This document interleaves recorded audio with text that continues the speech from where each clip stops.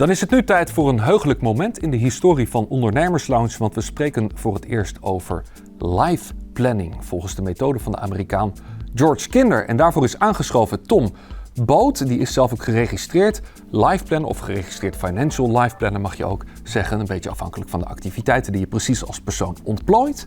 Welkom Tom. Dankjewel. Geweldig dat je er bent. Ja. Zullen we maar eens beginnen bij het begin. Wat is nou eigenlijk life planning?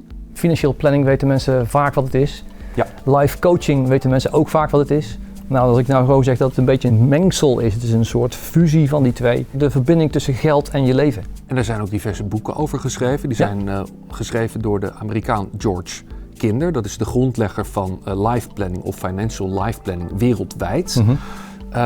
Een van die boeken is The 7 Stages of Money Maturity. En dat is dus ook een boek dat denk ik gaat over die relatie met geld. Hè? En het andere boek dat ligt er ook, dat is Lighting the Torch. Lighting the Torch. Ja, precies. En waar gaat dat over? De adviesmethodiek om dat gedachtegoed toe te passen bij de mens.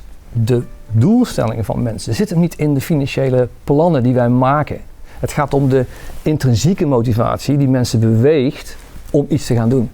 En juist daar heeft George veel aandacht aan besteed. Ja. Het vuur aansteken, de fakkel laten ontdekken en vervolgens de fakkel aan de aandacht geven, energie geven die het nodig heeft. Ja. De methodiek triggert de intrinsieke motivatie.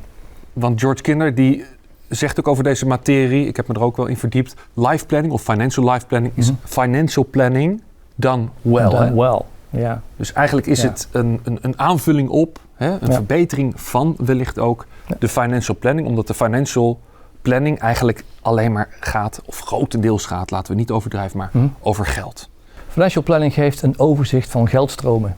En waar life planning over gaat, is dat dat plan wellicht iets kan betekenen, maar dan wel ten dienste van. En dat is die voorkant waar wij als life planners naar kijken. Heel erg naar kijken. En op enig moment is life planning dus ook naar Nederland gekomen. Hè? Het begin van dit millennium, denk ik. Ja.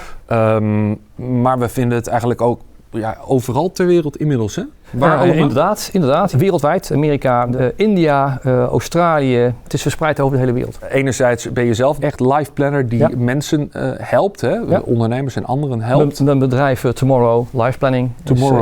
Doet daar het werk. Te doen. Ja. En daarnaast ben je ook nog trainer en leid je dus ook nieuwe life planners op. Ja. Hoeveel life planners zijn er eigenlijk in Nederland? Tussen de 100 en 150. Okay. Geregistreerde life planners. Nou, dat zijn er behoorlijk wat, maar dat zijn er nog niet genoeg, denk ik. Nee zeker niet. Dus er kunnen nog meer mensen opgeleid worden. Dus als er mensen kijken die bijvoorbeeld financial planner zijn, of ze kunnen ook uit hele andere beroepsgroepen komen, geloof ik. Zeker, ja, zeker. Dat merken we ook in de afgelopen jaren. We hebben coaches gehad, we hebben zelfs huisartsen in de groep gehad. Accountants, mensen in de financiële administratie. Ja.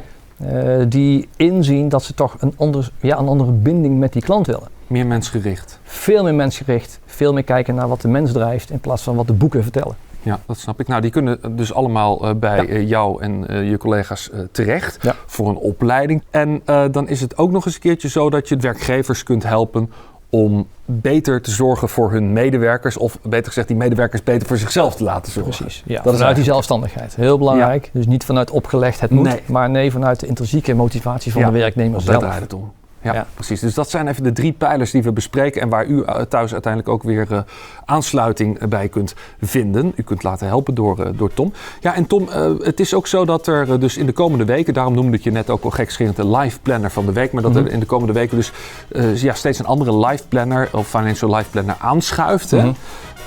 Een daarvan zit vandaag ook al in het publiek. Dat is Mark Wilhelmus. Die is de volgende ronde aan de beurt. En daarna komen er nog 2. En dan zullen we ook steeds zien dat die life planners ook eigenlijk vanuit hun eigen discipline, vanuit hun eigen achtergrond en ook vanuit hun eigen, denk ik, intrinsieke motivatie de ander kunnen helpen met bepaalde vraagstukken. Hè? Ja. En u thuis, volg uw hart en volg uw verstand. En ga een keer praten met Tom of een van de andere financial life planners. Via onze website die onder in beeld staat, komt u makkelijk terecht bij het register.